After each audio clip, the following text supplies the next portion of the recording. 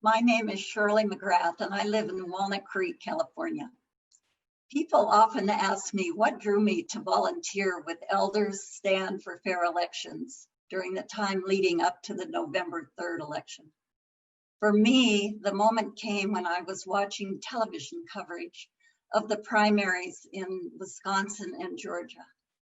I was horrified to learn that some people had to wait up to 4 and even more hours in the excessive heat and exposure to the virus. Other deterrents to voting were absentee ballots not arriving and voting machine failures.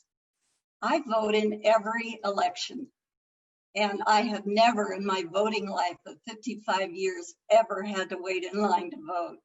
Something was terribly wrong.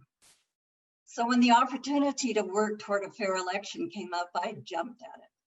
I volunteered to coordinate a team of writers, editors, and videographers. There are now 18 people on our team, made up of individuals from Massachusetts to California. And while we've never met face to face, we have become friends with our common goal of affecting the election process and access to voting. As the writers, editors, and videographers team, we have written press releases, friends and family letters, letters to the editor, all for the greater organization. By means of this video, we hope to convey the joy and the satisfaction we have found in confronting this very real challenge to our democracy. And now on to the other team members. Katherine? I'm Katherine Scrablow from Sacramento, California. As a retired social worker, I've been an activist all my adult years. Being able to participate with the Elders for Safe Elections campaign allows my citizen participation to continue. I co-facilitate the writers, editors, and videographers team with Shirley. We meet weekly to develop a variety of written products for the campaign, focusing on ways to offer action-oriented responses from people like you. This work not only provides us the opportunity to contribute to fair and safe elections, but it also enriches us personally, and we have the opportunity to collectively share many satisfying and uplifting moments in this important endeavor. Now let's hear from Mike. Hi, I'm Mike Abkin, speaking to you from my home in Hillsborough, California, just south of San Francisco. I joined the Elders Stand for Fair Elections writing and editing team only a few weeks ago, and I have so far worked on drafting short overviews for each of the 6 state campaign teams based on their team profiles. These overviews are being placed on the website and the volunteer sign-up form, and are available for use on Facebook and elsewhere as well. Free and fair elections and the people's rights to participate in them openly and safely are fundamental tenets of our democracy.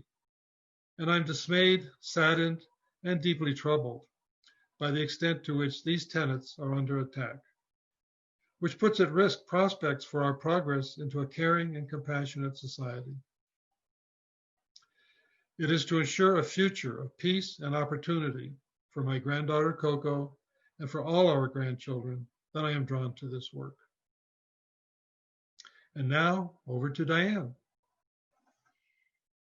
Hi, I'm Diane Pictialis, and I live in Brookline, Mass. I feel very proud to be part of this movement by elders to ensure that our election in November is fair and safe for all Americans. And as a group here, writing, editing, and doing videos, we've created several tools to help you be able to increase the impact of our work. I like to call these tools you can use. First is a friends and family letter that I wrote and recently updated. And you can send this letter all across the country to relatives, to friends, to acquaintances. And you can ask them to send it along as well. You can customize this letter to make it feel more like your own, like it's in your own voice. And we even have a special template geared to younger people who you may want to send it to as well, such as grandchildren nieces and nephews, and sons and daughters-in-law. And in fact, it was a son-in-law of one of the writers here today who helped us develop this letter for younger people. The second tool is a letter to the editor that can be used to get out our important message. And what's that message? The message is every eligible voter must be able to vote in November safely and without facing barriers. Earlier, Shirley talked about how horrified she was to see people waiting for hours and hours in Georgia and Wisconsin during the primary voting. And this is an issue because due to the COVID pandemic, many voting processes have changed and people aren't familiar with them. People will be voting by mail for the first time. They'll have to put things in drop boxes or in new polling places or consolidated polling places. So it's very important for local media to get that information out to people to make sure that not only are they safe, but that their ballot will be counted. And last but not least is a letter you can send to congressional representatives to request more funding that's desperately needed to make sure voting in your local area and others' local areas are not just safe, but that they're fair and square. So we're inviting you to help us ensure our democracy. Please join us today. And now here's Mary Beth. Hi, I'm Mary Beth Goodman and I live in Bozeman, Montana. And I joined the Elders Action Network as one way to stay involved with issues that matter to me, issues that will certainly impact our children and our grandchildren for years to come. Climate action and social justice legislation are both critical to our future and will be most effectively addressed by ensuring a fair and safe election. This is what matters to me most right now. During this time of pandemic, there are many of us who've been activists for decades, and yet we still want to be engaged. Fortunately, we now have many ways to connect and collaborate and make an impact via Zoom and social media. Our writers, editors, and videography team is one example of this powerfully co-creative effort, with each of us bringing various skills while developing lots of new ones. Most recently, I've collaborated with Meg Newhouse, writing newsletter articles about our town hall meetings. I've also engaged in several intergenerational dialogues, which have been quite compelling in our mutual learning, growth, and empowerment. And now I'll turn the microphone over to Joff. Hello, my name is Joffrey Baker from Montero, California. In my long life, I never really had the imagination to think that our time-honored election process would be under assault, but it is. Suddenly, I began to worry about what kind of country my 2 kids and 4 grandkids are destined to live in.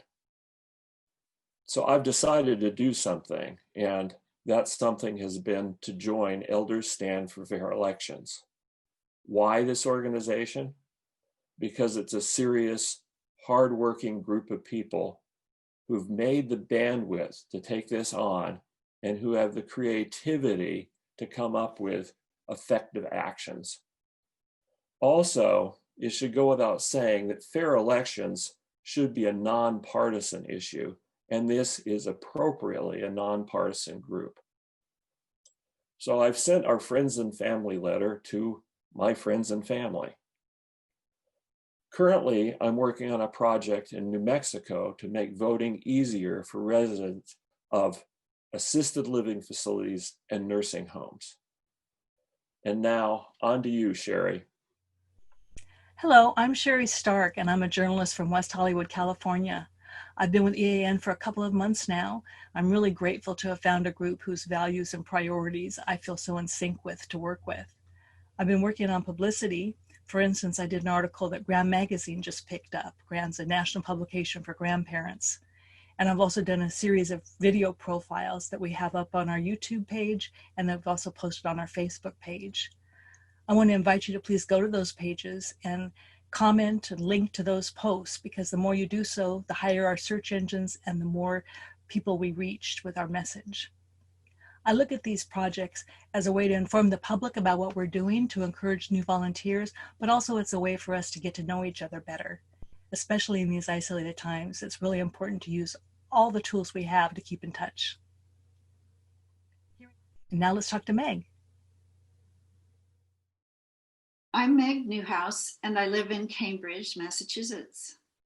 I joined the Elders Stand for Fair Election project and this content team because of my longstanding personal and professional interest in the health of our democracy. I never expected that its fate would be hanging in the balance in my lifetime.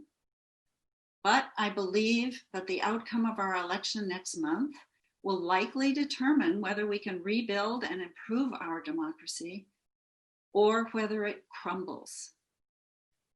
I cannot bear the thought of bequeathing a collapse of all I stand for to my grandchildren.